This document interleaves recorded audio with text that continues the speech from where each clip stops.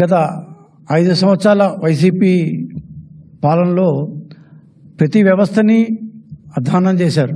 So అలాగే వ్యవస్థలనే కాదు, regulatory కమిషన్లు అంటే రాజకీయాలతో సంబంధం లేకుండా నడవాల్సిన రెగ్యులేటరీ కమిషన్లు కూడా చాలా అధ్వానమైన స్టేజ్కి వచ్చాయి. ప్రస్తుతం నడుస్తున్న ఆంధ్రప్రదేశ్ ఆహార కమిషన్, ఏపీ ఫుడ్ కమిషన్ అంటారు. సో ఇది ఫస్ట్ కమిషన్ 2017లో టీడీపీ గవర్నమెంట్లో ఉండగా వేయడం జరిగింది. 2022లో వైసీపీ గవర్నమెంటు కొత్తగా సభ్యుల్ని, చైర్మన్ని నియమించడం జరిగింది. సో ఈ ఆహార కమిషను అంగన్వాడీలు, మిడ్ డే మీల్స్, ఇంకా దాని ప్రధానంగా సివిల్ సప్లైస్ మొత్తం, హాస్టల్స్, ఎక్కడైతే ఆహారం అనేది ఉంటుందో, కుక్కుడు మిల్స్ కాకుండా మిగతా ఆహారం ఎక్కడ ఉంటుందో ఆ మొత్తాన్ని ఈ ఫుడ్ కమిషన్ చూసుకుంటుంది.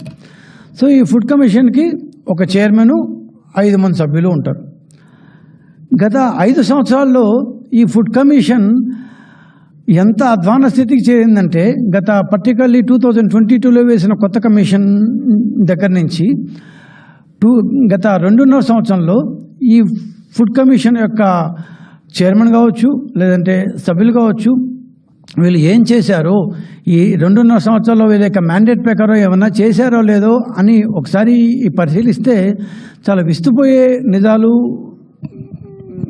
నేను బయటపడ్డాయి. ఈ ఫుడ్ కమిషన్లో గత 2.5 సంవత్సరాల నుంచి దాదాపు చైర్మన్ ఏప్రిల్లో వచ్చారు, 2022 ఏప్రిల్లో వచ్చారు, సభ్యులు 2022 సెప్టెంబర్లో వచ్చారు. ఈ 2.5 లేదా సభ్యులకి 2 ఇయర్స్లో వీళ్ళందరూ ప్రతిరోజు ఆఫీస్కి రావాలి. ఎవరన్నా ఉద్యోగం తర్వాత ఖచ్చితంగా మీకు ఒక టాస్క్ ఇచ్చిన తర్వాత ప్రతిరోజు ఆఫీస్కి రావాలి. కానీ వీళ్ళు రారు. మెయిన్గా ఏమంటే ఆఫీసులకు రారు. ఏం చేస్తారా ఈ ఆఫీస్కి రాకుండా అంటే వర్క్ ఫ్రమ్ హోమ్. ఇది వర్క్ ఫ్రమ్ హోమ్ అనబడే ఒక రాజకీయ ఫుడ్ కమిషన్ ఇది. సో ఈ వర్క్ ఫ్రమ్ హోమ్ అన్నట్టుగా ప్రతి నెలకు ఒకసారి లేదా మ్యాక్సిమం 2 సార్లు మాత్రమే ఆఫీసులకు వస్తారు. చైర్మన్ ఏమో రాజకీయ కార్యకలాపాలు బిజీగా ఉంటారు. రాజకీయ కార్యకలాపాలు కమిషన్, ఏ కమిషన్ అయినా సరే, మహిళా కమిషన్, ఫుడ్ కమిషన్, ఏమంటారు సమాచార కమిషన్, వీళ్ళెవ్వరు కూడా రాజకీయాల్లో ఉండకూడదు. కానీ ఈ పర్టికులర్ కమిషన్ చైర్మన్ మాత్రం రాజకీయాల్లో మునిగి తేలుతుంటారు. ఆయన 2024 ఎన్నికల్లో వైసీపీకి అనుకూలంగా బ్రహ్మాండంగా ప్రచారం చేశారు. ఇంకా మొత్తం చెప్పిన తర్వాత నేను ఫోటోలు చూపిస్తాను. సో ఇంకొక సభ్యుడు కాంతారావు అని వైజాగ్లో ఉన్నాడు. ఆయన మీద ఎన్ని కేసులు ఉన్నాయో, విశాఖపట్నంలో స్టూడెంట్ లీడర్గా ఆయన చాలా కేసులు ఉన్నాయి ఆయన మీద. ఆయన ఎట్లా సెలెక్ట్ చేశారో అర్థం కాదు. ఇంకో సభ్యుడు జక్కంపూడి కిరణ్ అంట, ఆయన మీద కూడా కేసులు ఉన్నాయి.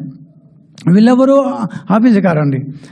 ఇంకొక ఆయన హైదరాబాద్లో ఉంటారు, ఏదో లక్ష్మారెడ్డి, ఆయన కూడా ఆఫీస్కి రారు.